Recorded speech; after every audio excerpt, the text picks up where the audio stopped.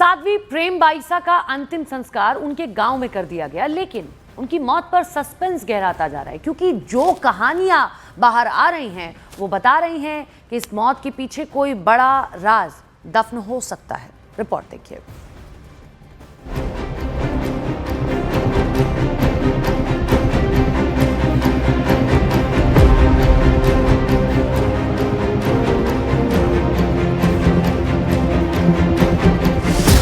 साध्वी की मौत हादसा या साजिश? डेक्सोना इंजेक्शन में दवा या जहर? 5 मिनट में मौत की थ्योरी क्या है? राजस्थान के जोधपुर शहर में इस वक्त हर किसी की जुबान पर साध्वी प्रेम बाईसा की मौत का सवाल है। हादसा या साजिश? साध्वी की मौत के बाद जिस तरह परतें खुल रही हैं, उसने पूरे मामले को रहस्यमय बना दिया है। मृतका के पिता का दावा है कि डेक्सोना इंजेक्शन लगाए जाने के कुछ ही मिनटों बाद साध्वी की हालत बिगड़ी और 5 मिनट के भीतर उनकी मौत हो गई। इस दावे के बाद पुलिस हरकत में आई और इंजेक्शन लगाने वाले कंपाउंडर को हिरासत में ले लिया। आश्रम को सील कर दिया गया और इंजेक्शन के खोल जब्त कर लिए गए। हालांकि मेडिकल एक्सपर्ट्स का कहना है कि डेक्सोना एक स्टेरॉयड है जो गंभीर एलर्जी या सूजन में जीवन रक्षक दवा के तौर पर इस्तेमाल होती है और इससे तत्काल मौत मुमकिन नहीं मानी जाती। पुलिस अब ये भी जांच कर रही है कि इंजेक्शन में कहीं कोई जहरीला पदार्थ तो नहीं मिलाया गया या फिर किसी दुर्लभ और जानलेवा साइड इफेक्ट का मामला है। ये सच्चाई क्या है, ये जांच के बाद ही सामने आएगी। साध्वी जी के सोशल मीडिया अकाउंट्स को कौन कौन हैंडल कर रहे हैं और किन किन के पास उसका एक्सेस है, इसकी अभी पूरी सूचना हमें नहीं मिल पाई है। ये सब के बारे में भी जांच चल रही है। टाइमिंग्स वगैरह को लेके भी जांच चल रही है अभी कि किसके द्वारा पोस्ट डाली गई। साध्वी प्रेम बाईसा के कथित सुसाइड नोट को लेकर भी कई गंभीर सवाल खड़े हो रहे हैं। जिस मोबाइल फोन से ये सुसाइड नोट सोशल मीडिया पर पोस्ट किया गया, उसे पुलिस ने फॉरेंसिक जांच के लिए भेज दिया। मृतका के पिता का दावा है कि साध्वी के कहने पर एक साधु ने ये पोस्ट की थी, लेकिन हैरानी की बात यह है कि ये पोस्ट साध्वी की मौत के करीब 4 घंटे बाद की गई। सवाल ये भी है कि अगर साध्वी प्रेम बाईसा को अपने साथ अन्याय का अंदेशा था तो उन्होंने खुद मोबाइल से वीडियो रिकॉर्ड क्यों नहीं किया? अगर मौत इंजेक्शन के कारण हुई तो उससे पहले सुसाइड नोट लिखवाने की जरूरत क्यों पड़ी? पुलिस ने आश्रम से सभी इलेक्ट्रॉनिक उपकरण भी जब्त कर लिए हैं और हर डिवाइस की गहन फॉरेंसिक जांच कराई जाएगी।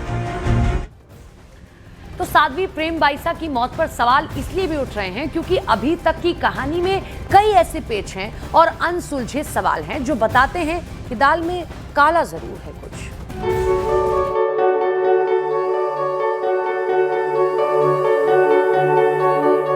आध्यात्मिक दुनिया में तेजी से उभरती साध्वी प्रेम बाईसा की पहचान एक कथावाचक तक सीमित नहीं थी, बल्कि सनातन के संदेशों की एक प्रभावशाली आवाज बन चुकी थी। लेकिन इसी शोहरत के बीच एक वायरल वीडियो सामने आया जिसने उनकी छवि को गहरे विवाद में धकेल दिया।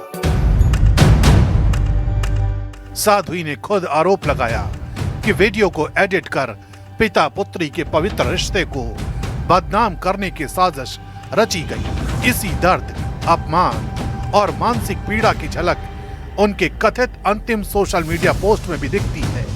पोस्ट में बार बार सनातन संतों और न्याय की बात, मानो ये संकेत हो कि साध्वी खुद को एक बड़ी साजिश का शिकार मान रही थी। सवाल यही है, क्या ये पोस्ट आस्था की आखिरी अभिव्यक्ति थी या किसी गहरे जख्म की गवाही? सभी पूज्य संतों को प्रणाम। मैंने हर एक क्षण सनातन के प्रचार के लिए जिया। दुनिया में सनातन धर्म से बड़ा कोई धर्म नहीं। आज अंतिम श्वास तक मेरे दिल में सनातन ही है। मेरा सौभाग्य है कि मैंने सनातन धर्म में जन्म लिया और अंतिम श्वास भी सनातन के लिए ली। मेरे जीवन में आदि गुरु शंकराचार्य, विश्व योग गुरुओं व पूज्य संत महात्माओं का हर पल आशीर्वाद रहा। मैंने आदि गुरु शंकराचार्य, देश के कई महान संत महात्माओं को पत्र लिखा, अग्नि परीक्षा के लिए निवेदन किया, लेकिन प्रकृति को क्या मंजूर था। मैं इस दुनिया से हमेशा के लिए अलविदा।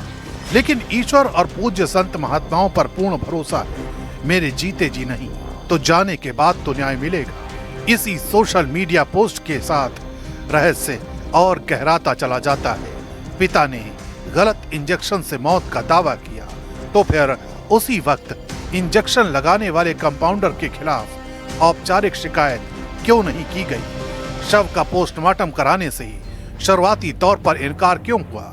मौत के कई घंटे बाद इंस्टाग्राम पर यह भावनात्मक पोस्ट आखिर किसने डाली?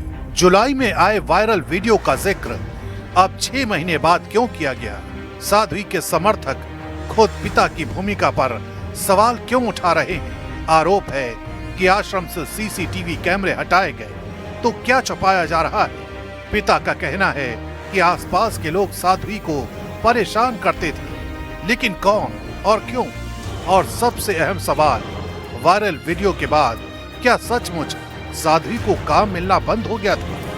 यही वो सवाल हैं जिनके जवाब अब जांच तय करेगी। लेकिन इसी बीच साध्वी के पिता इंसाफ की मांग कर रहे हैं। सब साध्वी जी को न्याय दिलाने के लिए, सब न्याय दिलाने के लिए खड़े हैं। सब खड़े थे, बोलो बोलो, उनकी रिपोर्ट लाओ, मेडिकल, हर तरह की जन्म से लेकर के ब्रह्मचार्य तक की उनकी रिपोर्ट निकल, मेडिकल करवाओ, आप सब करवाओ, उनको न्याय दिलाओ। सवाल कई हैं, जवाब अभी अधूरे, जांच जारी है। लेकिन एक पिता की यही गुहार है, बेटी की मौत का सच सामने आए और दोषियों को इंसाफ के कटघरे तक पहुंचाया जाए।